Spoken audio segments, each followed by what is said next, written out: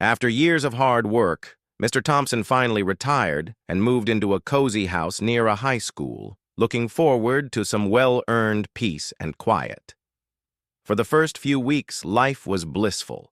Lazy mornings, afternoon tea on the porch, and a book always in hand. Then, the school year began. Every afternoon, a group of 3 mischievous boys would march down the street, gleefully banging on every trash bin they passed. The racket shattered the old man's peaceful retreat, but at first he hoped they'd grow bored. They didn't. Day after day, the relentless drumming continued. After a week of this, Mr. Thompson decided it was time to take action. One afternoon, as the boys approached, metal lids clanging under their hands, he stepped onto his porch and called out to them. "You boys sure know how to have fun," he said with a chuckle. "I used to do the same thing when I was your age. Tell you what, if you keep up the good work, I'll pay each of you $1 every day you come by and bang those bins." The boys exchanged excited glances. Getting paid to make noise? It was too good to be true. They eagerly agreed and continued their joyful racket, this time with even more enthusiasm. A few days later, Mr. Thompson met them again, this time with a somber look. "Fellas, I've run into a bit of a financial snag," he sighed. "The recession is hitting me hard, so I can only afford to pay you 50 cents each from now on. But I still love the music you make." The boys weren't thrilled, but 50 cents was still money, so they shrugged and carried on. Another few days passed, and once again, Mr. Thompson approached them. "Boys, I hate to do this, but times are really tough. I can only afford to pay you 25 cents each now." The leader of the group frowned. "Wait a minute. You want us to keep doing this for just 25 cents?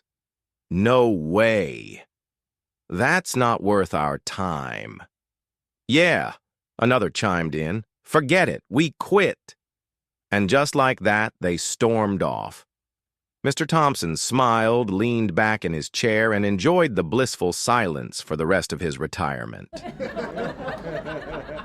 2 Eskimos, Nanook and Aput, were paddling their kayak across the icy waters, making their way home after a long day of fishing.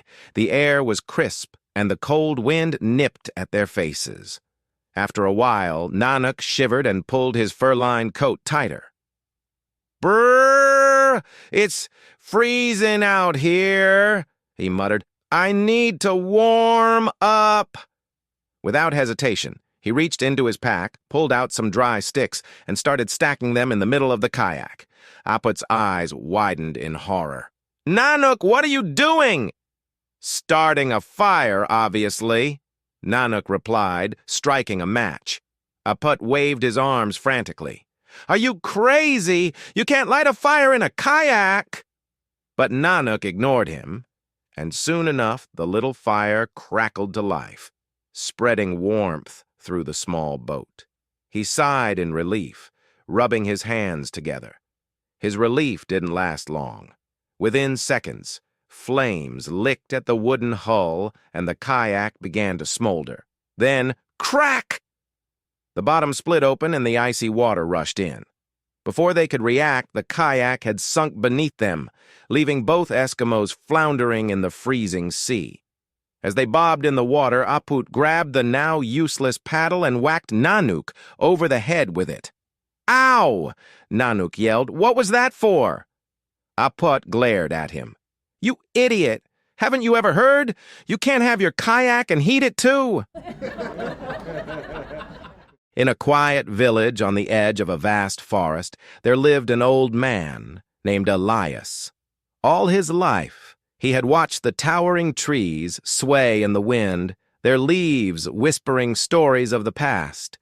The forest had been his childhood playground, his sanctuary in times of sorrow, and his companion in old age. But as the years passed, something else changed besides the seasons. Elias began to lose his hair. At first it thinned, then receded, until one day, as he lay on his deathbed, his head was as bare as a winter branch. Gathering his children around him, he spoke in a frail but steady voice. "My dear children, look at me. Once I had a thick head of hair, but time has taken it all away. My hair is gone, and nothing can bring it back." His children nodded solemnly. "But look outside," he continued, gesturing toward the great forest beyond their home. "It is lush and full of life now, but one day trees will be cut down, storms will strike, and the land will grow bare, just like my head." His children exchanged glances, unsure of what he was leading to. "That is why I ask this of you," Elias said. "Every time a tree falls, plant a new one in its place. Teach your children to do the same, and their children after them. Let this be our family's duty to keep this forest thriving for generations to come." With that, Elias closed his eyes for the last time, a peaceful smile on his lips. His children honored his wish. Each time the forest lost a tree, they planted another, and their descendants carried on the tradition. The forest remained strong and beautiful for centuries, all thanks to one man and his receding airline. Once upon a time, in a little house floating somewhere between here and there, lived a family of balloons. Daddy Balloon, Mommy Balloon, and their little son, Benny Balloon. Benny was a sweet but restless little balloon, and every night, like clockwork, he would wake up from nightmares and sneak into his parents' bed for comfort. At first, Daddy Balloon and Mommy Balloon didn't mind, but as Benny grew bigger, space became tight. One night, as Benny wriggled his way into the bed, Daddy Balloon groaned. "Son, you're getting too big for this. You need to start sleeping in your own bed." But Benny didn't listen. As he grew even bigger, squeezing into his parents' bed became nearly impossible. So one night, determined to fit, he came up with a sneaky plan. He let a little air out of Mommy Balloon, just enough to make some room. She stirred slightly but didn't wake up.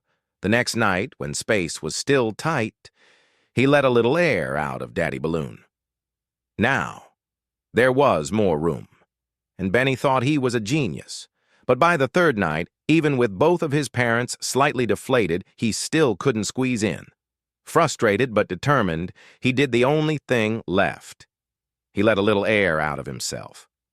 The next morning, Daddy Balloon woke up groggy and irritable. He looked at his deflated wife, his deflated son, and then at his own slightly droopy shape. Realization dawned. He turned to Benny with a deep sigh and shook his head. "Son," he said, his voice heavy with disappointment, "you've gone too far this time. You've let me down. You've let your mother down. But most importantly," he paused, looking at his deflated child. "Son, you've let yourself down." Sherlock Holmes and Dr. John Watson, in need of a brief escape from the bustle of London, decided to embark on a camping trip. After a long day of hiking and discussing the finer details of various unsolved cases, they sat by the fire, shared a modest meal, and eventually retired to their tent for the night.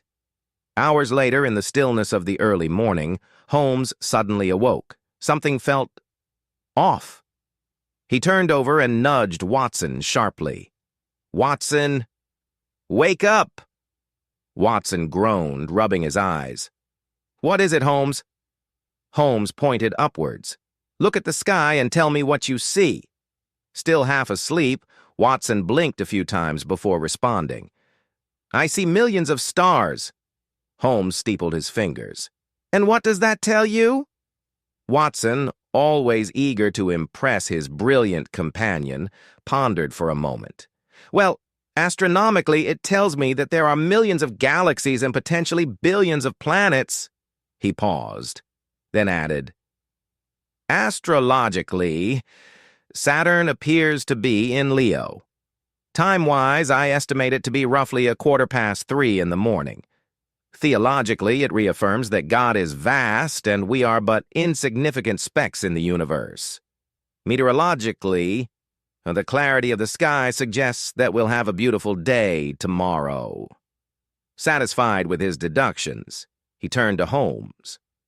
"And what does it tell you?" Holmes let out a deep sigh, rubbing his temples. "Watson, you idiot! Someone stole our tent." It was an ordinary morning at the town library when something rather unusual happened. A chicken strutted through the doors, hopped up onto the front desk, and looked the librarian square in the eye.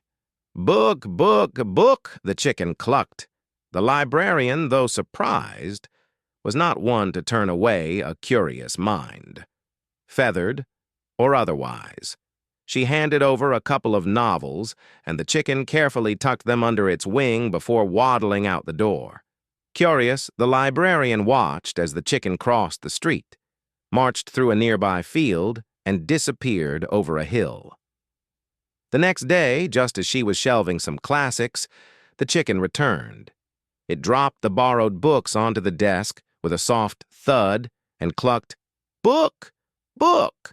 Book! Book!" The librarian, still baffled but amused, gave it a few more books. Once again, the chicken took them and headed off in the same direction. By the third day, the librarian's curiosity got the better of her. When the chicken appeared once more, this time clucking, "Book, book, book, book!" she decided to get to the bottom of things. As soon as the chicken left, she grabbed her coat and followed. Across the street, through the field, and down the hill, she went, keeping a safe distance. At the bottom of the hill, she reached a small pond, its surface calm and dotted with lily pads. Sitting on a rock at the water's edge was the largest frog she had ever seen. The chicken waddled up to the frog, carefully laid the books down at its feet, and clucked eagerly, "Book, book, book!" The frog gave a slow, thoughtful nod, then extended a webbed foot, flipped through the stack, and croaked, "Read it! Read it! Read it!" A well-dressed woman boarded a train, cradling her baby in her arms. She found an empty seat and settled in for the journey, gently rocking her little one. Moments later, the man sitting next to her glanced over, did a double-take, and sneered. "Lady, that is the ugliest baby I have ever seen," he muttered. "If that baby looks in a mirror, it'll shatter. You ought to put a bag over its head. Honestly, that baby is just ugly." The woman gasped, her face turning red with shock and fury. She stood up at once, trembling with outrage. "How dare you speak to me that way?" she snapped, before storming off in search of the conductor.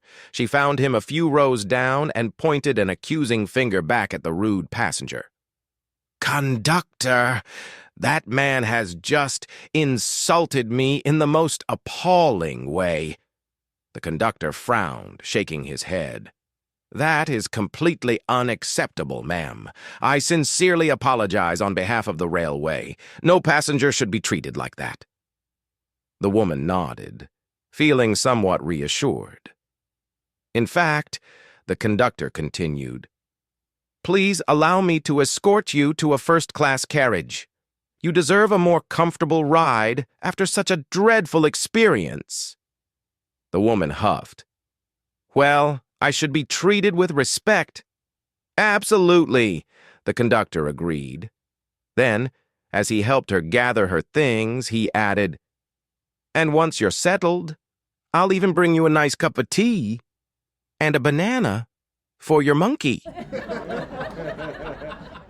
In the heart of a bustling city, at a crowded bus stop, a stunning young woman stood waiting. She was dressed to impress, sleek leather boots, a matching jacket, and a tight leather miniskirt that accentuated her every move. As the bus rumbled to a stop, the crowd shuffled forward. When her turn came, she stepped up confidently, only to realize that her skirt was so tight she couldn't lift her leg high enough to reach the first step. Flustered but determined, she offered the driver a charming smile then discreetly reached behind her and unzipped the skirt just a little, hoping for some extra flexibility. She tried again. No luck. A bit more embarrassed now, she unzipped it a little more and tried once more. Still, her legs refused to cooperate.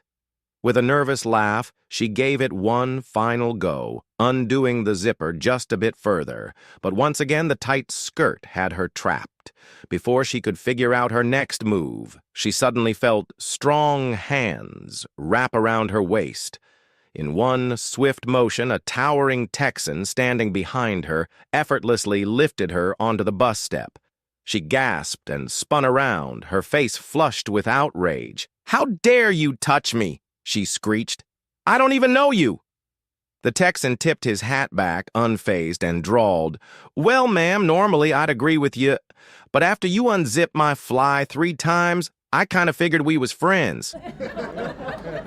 2 bowling teams, one made up entirely of brunettes and the other of blondes, chartered a double-decker bus for a weekend tournament in London. Excitement buzzed in the air as they boarded, eager for a fun trip. The brunette team took their seats on the lower level, quickly settling in with snacks, laughter, and loud chatter. Music played, jokes were cracked, and spirits were high. It was shaping up to be a fantastic ride. After a while, one of the brunettes noticed something odd. The upper deck was dead silent.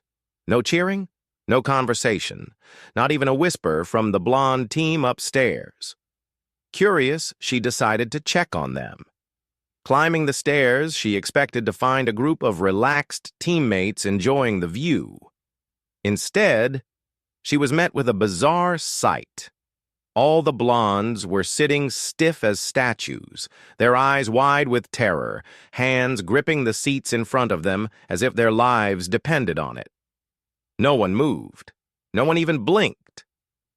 Frowning, the brunette asked, "What the heck is going on up here? We're having a blast downstairs." One of the blondes turned her head ever so slightly, her face pale as a ghost. "Yeah," she whimpered, "but you guys have a driver." It was a busy morning on the high street when I spotted a woman ahead of me drop her purse. Without hesitation, I picked it up and hurried after her. Just as I was about to tap her on the shoulder, she suddenly broke into a sprint, rushing to catch an approaching bus. "Hey, you dropped your purse," I called out, but she didn't hear me. Determined, I ran after her, dodging pedestrians and waving the purse in the air. "Your purse! You dropped your—" Before I could reach her, she hopped onto the bus. Without thinking, I followed, breathless and panting, as I made my way to the back where she had taken a seat. Finally, I caught my breath and blurted out, "You dropped your purse outside McDonald's!" Her face lit up with gratitude.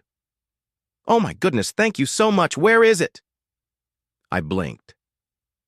"I just told you, on the floor outside McDonald's." On a sweltering afternoon, old Scrooge, the miser, and his grandson, Tim, trudged home from a party. The sun blazed overhead, and Tim wiped the sweat from his brow. "Gramps," he groaned, "it's such a long walk home, and it's so hot. Look, there's a bus stop right here. Can we please just take the bus?" Scrooge gasped as if Tim had suggested setting fire to his wallet. "The bus? That'll cost us $6 whole. What a waste of money. We'll walk." Tim sighed but didn't argue. He was used to his grandfather's penny-pinching ways. They hadn't walked more than a few steps when a taxi drove past. To Tim's surprise, Scrooge suddenly raised his arm and flagged it down. The driver rolled down his window. "Where to?" "Springfield Avenue," Scrooge replied. "How much would it cost?" The driver thought for a moment. "That'll be about $20. Scrooge clutched his chest as if he'd been personally robbed. $20? Outrageous! No, thank you, sir." The taxi sped off, leaving Tim staring at his grandfather in disbelief. "Gramps, Did you really think a taxi to Springfield Avenue would be cheaper than the bus? Scrooge scoffed. Of course not. That would be ridiculous. Then why did you even ask? Tim demanded. Scrooge smiled smugly. Simple, boy. By not taking the bus, we saved $6 now. By not taking the taxi, we've saved $20. That's a total of $26 saved just on the walk home. Tim stared at him, speechless. Scrooge patted his shoulder. Stick with me, lad. You'll be rich one day. Walter and Linda had a wonderful life together, blessed with 2 beautiful daughters. They adored their girls, but deep down, Walter always dreamed of having a son. We should try for one more, he'd say, picturing a little boy running around the house, tossing a football, and carrying on the family name. Linda, sharing his dream, agreed, and soon enough she was pregnant. Months passed, and the excitement built. Then, one afternoon, while Walter was at work, he got the call. Linda had gone into labor. He rushed to the hospital as fast as he could, eager to meet his long-awaited son. Bursting into the room, he found Linda cradling a tiny baby boy. But as he leaned in closer, something felt off. The baby didn't look like their daughters at all. His nose was bigger, his ears stuck out, and his chin was nowhere near as pointed as the girl's. Walter frowned. How did we get such a different baby? He blurted out, staring at the newborn in disbelief. It's just not possible that I fathered him after having those 2 girls. Linda's face flushed a deep red. Walter narrowed his eyes. Linda, have you been fooling around behind my back? Be honest. Linda bit her lip, then looked him straight in the eye and sighed. I really didn't, she said firmly. Then, after a pause, she added sheepishly, not this time.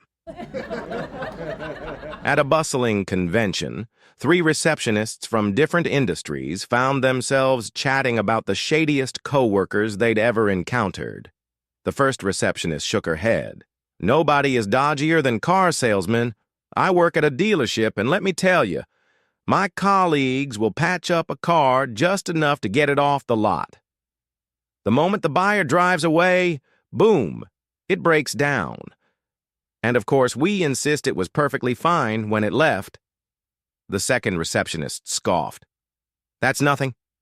I work at a law firm, and our lawyers will represent those car salesmen in court, argue circles around the customer, and somehow convince the judge that the car was in perfect working order. Trust me, lawyers are the dodgiest. The third receptionist, who had been listening intently, let out a deep sigh. Wow, that hits close to home. I just bought a car that did exactly that. Drove it to work, parked, came out after my shift, and it wouldn't start. So, I took the dealership to court. The first receptionist grinned. Ah, ha. And let me guess, the lawyers got them off the hook? Oh, absolutely, the third receptionist said, shaking her head. Their lawyer successfully argued that they weren't at fault. The second receptionist smirked. So which was dodgier, the car salesman or the lawyers? The third receptionist let out a bitter laugh. Neither. What do you mean? The first asked.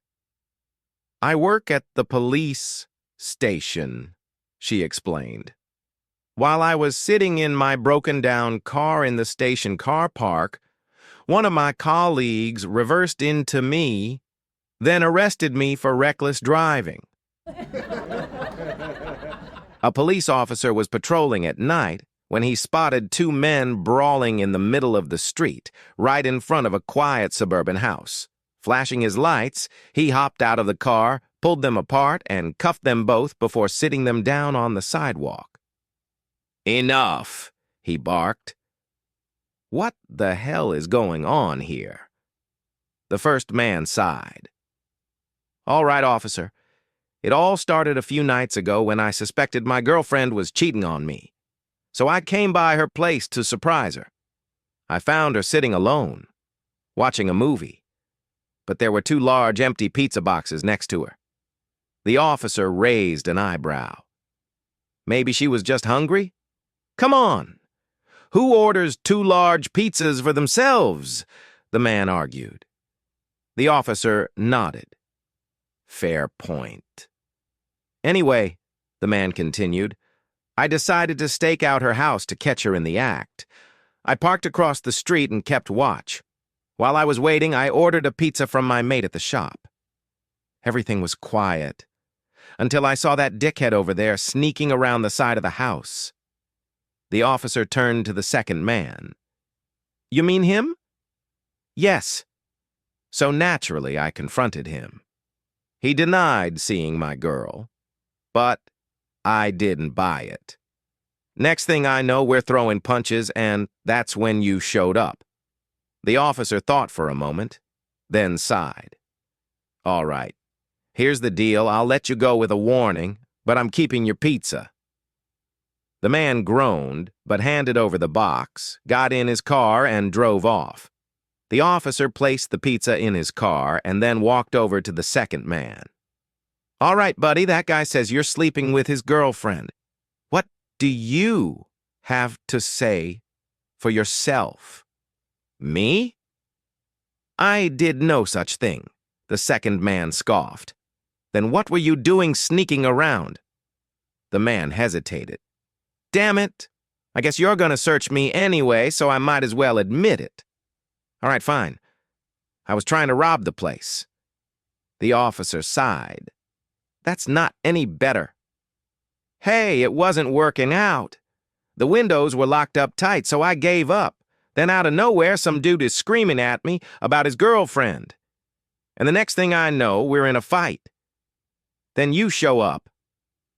Uh-huh, the officer said. Empty your pockets. The man reluctantly pulled out a set of lock-picking tools, a skeleton key, and a pair of diamond earrings. The officer whistled. Well, well, well, I'll be taking those. The man braced himself for the worst, but to his surprise, the officer smirked. Tell you what, I'm in a good mood. Get out of here before I change my mind. The man didn't wait for a second offer. He bolted down the street, laughing at his luck. Just then, the porch light of the house flicked on, and an angry woman stormed out in her bathrobe. What the hell is going on out here? The officer turned, holding up the pizza and earrings. Nothing, babe, he grinned. Just got you dinner and some new jewelry. A man rushed his wife to the doctor, clearly distressed. Husband, Doctor, my wife is in severe pain because of her appendix. Doctor, you fool!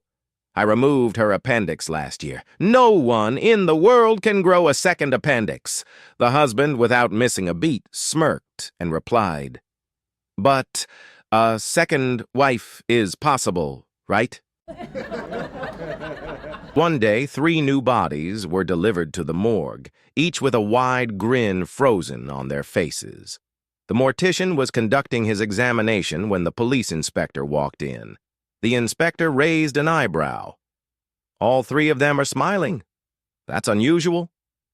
The mortician nodded and began his report. First body, Jean-Luc, French, aged 60. Cause of death, heart attack while making love to his mistress. Hence, the smile. The inspector smirked. Well, at least he went out happy. Second body, Patrick, Irish, age 30. Won €1,000 in the lottery, spent it all on whiskey, drank himself to death. Hence the smile. The inspector sighed. Tragic, but fitting. Then he gestured to the third body. And what about this guy? The mortician chuckled. Ah, this one is the most interesting of all. Meet Justin, 25 years old. A proud flat-earther. The inspector frowned. Flat-earther? What happened to him? The mortician grinned. Struck by lightning. The inspector scratched his head. That's brutal? But why is he smiling? The mortician shrugged. He thought he was getting his picture taken. A boy asks his father, "Daddy, are bugs good to eat?" "That's disgusting. Don't talk about things like that over dinner," the dad replies. After dinner, the father asks, "Now, son, what did you want to ask me?" "Oh, nothing," the boy says. "There was a bug in your soup, but now it's gone."